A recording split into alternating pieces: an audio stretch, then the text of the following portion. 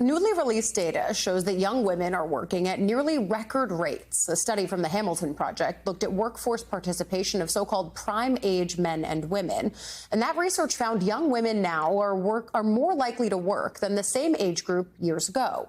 Nearly 78% of women in their 20s and 30s are working. Interestingly, the opposite is true for men. The study found that a small but growing share of prime age men are actually taking on more of the caregiving work at home. Some fascinating trends here. Joining us now to discuss, editor-at-large for the nonprofit news publication The 19th, Erin Haynes. She's also an MSNBC political contributor. Erin, I have to say, when I was reading this piece in The 19th, I was struck because I had done some work during the pandemic around the so-called she-cession that showed me women were stepping back from their work because they had now the onus of childcare when those facilities were closed during the pandemic. So I was a little bit heartened to see this data showing that more women are working now than before. What were your takeaways here? What did you see in these trends?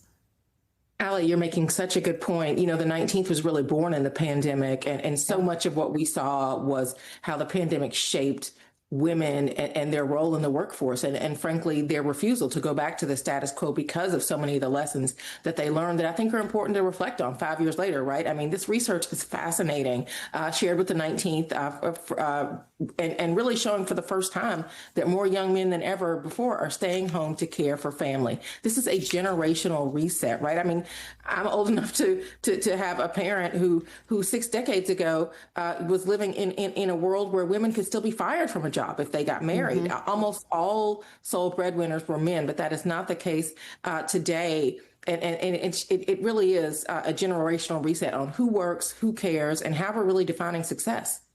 Yeah, I think it is fascinating the way that traditional, you could call it 1950s mindset is shifting, where both parents can be out in the workforce in heteronormative couples. But I also think that there's a piece of this that's out of necessity, right? But then there's also the other piece of it that, especially rebuilding the workforce after COVID, teleworking can really help women stay engaged in the workforce after they have children, because usually that's an inflection point, right? Talk about the factors that this research shows allow women to stay active and engaged to the levels that they are right now. Well, you are making a really good point. I mean, in a lot of ways, this is definitely a sign of progress, right? But we do have to point out that not all of what is driving women into the workforce is a desire to be at work, right? I mean, you have this remote flex advantage.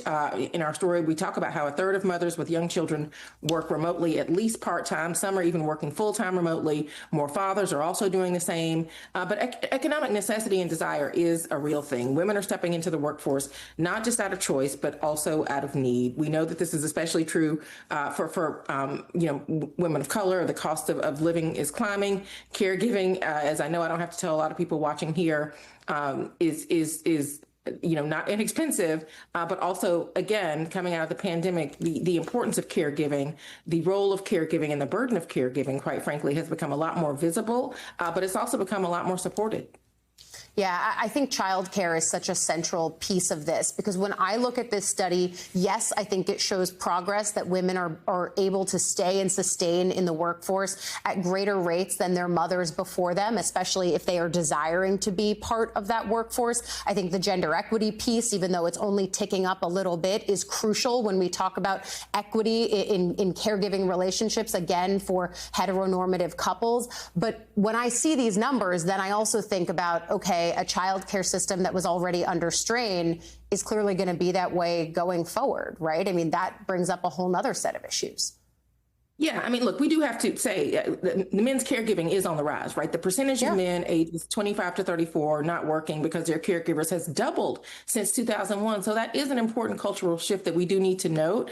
And you've got high workforce participation, more equitable caregiving. That means opportunity for wage parity is growing, but you've still got these cost and care barriers remaining. So, when women and men are in the workforce, women are in the workforce, men are caregiving, families are thriving, and so does the economy. Like, this is good for our economy, but if we don't have policies like paid leave and childcare, the process really does stay fragile. So, I mean, I think while we are kind of watching this quiet revolution in work and gender. To make it stick, we really need our systems to catch up with our values. I mean, I know in this reconciliation bill, childcare was something that was on the agenda, but I mean, we're witnessing this generational realignment, and we need our government, we need our society to catch up with that. Women are reclaiming their economic power. Men are stepping into these caregiving roles, but the system still has to catch up. Yeah, flexing gender normative roles, I think, is such a key part of this story. The study explains some of why we see women being able to grow their numbers in the workforce. Does it provide any explanations for why men might be changing their focus into caregiving?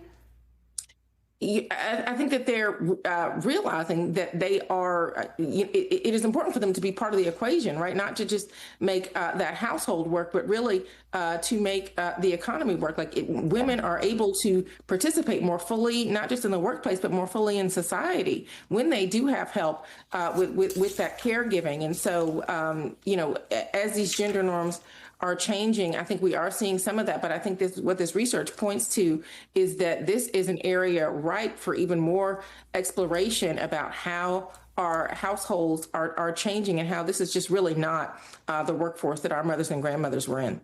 Yeah, it's an absolutely fascinating study, especially for people like us who were so interested and fascinated with our reporting from the pandemic, the so-called She-Session. Erin Haynes, a lot more for us to unpack here in the future, I'm sure. For now, we'll leave it there. Thank you.